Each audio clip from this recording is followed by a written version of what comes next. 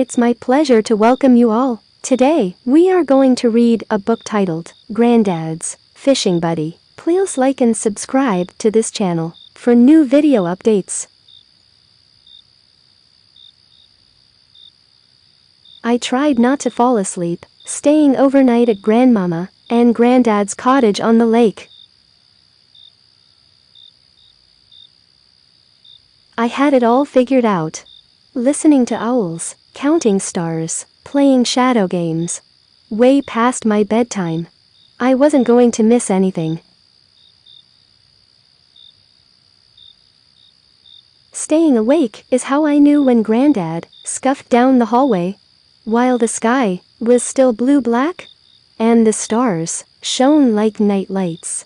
"Why are you up in the night?" I asked him. "I could ask you the same thing," he said. I followed him to the kitchen and watched as he made breakfast and put his vest on. "Where are you going?" I asked. "Meeting my fishing buddy," he said. "Ooh, fishing. Can I come too?" Granddad started to shake his head, then stopped long enough to take a good look at me. I stood just as tall as I could, so I would look every bit as old as I was.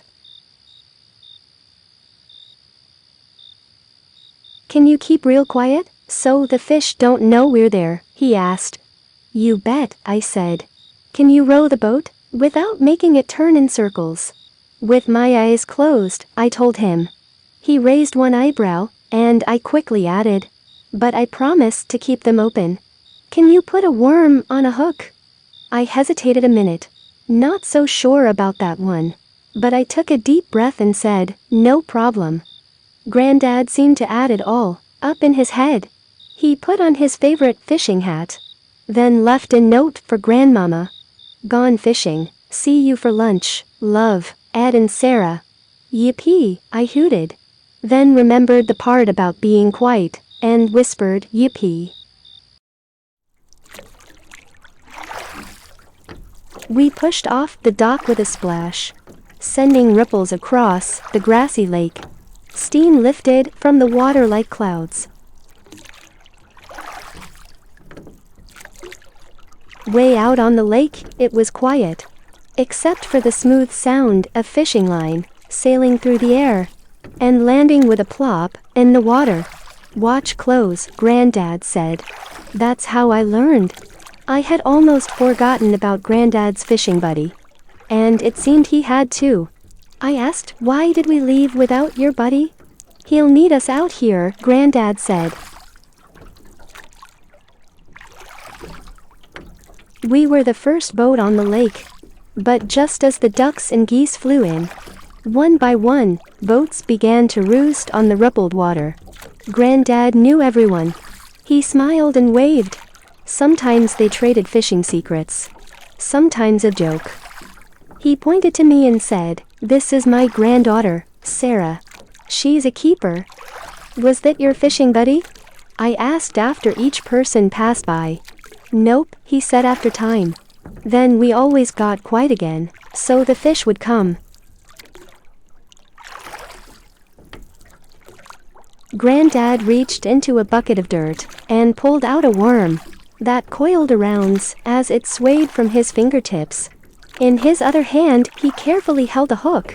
I looked at the hook, then the worm, then back again. I needed a plan. I remembered the licorice that Grandmama had filled my pockets with yesterday. I pulled out a little bit and slid it onto the hook. I smiled nervously at Granddad, expecting him to stop me. He didn't, and I was glad. We waited a long time. Our fishing lines hung in the water like the tails of fallen kits. Suddenly a shadow skimmed over the lake. A heron glided over our heads and landed near the lily pads. He stood statue still, watching the water. In a blink, he plucked a fish right out. Granddad smiled. He said, "Row." "Which way?" I asked. "Over there," he said, pointing to where the heron balanced on one skinny leg. The heron eyed us both quickly, then gazed into the water. He waited, stirring up more fish. We cast our lines near the heron. My bobber went under. I held tight to my pole, and wound the reel just like Granddad. I caught one, I hollered. It's a beauty, cheered Granddad. He was real proud, I could tell. But he wanted to catch one too. You'll get one, I told him. I put a piece of licorice on his hook. After a while, the heron flew away. I squeezed my eyes nearly shut, trying to follow his flight into the bright sky. He swooped and landed near the opposite shore. Row, said Granddad. This time I knew exactly where. We followed the heron. Right then, I figured out who Granddad's fishing buddy was. The best fisherman on the lake. We caught lots of fish that day. Granddad, the heron, and I. While we tied the boat to the pier, I asked Granddad, when are you going out with your fishing buddy again? He winked, put his big fishing hat on my head, and said, when are you coming back to the lake? Sarah's first catch. Thank you for watching this video. Please like and subscribe to this channel. And don't forget to click on bell icon for new video updates.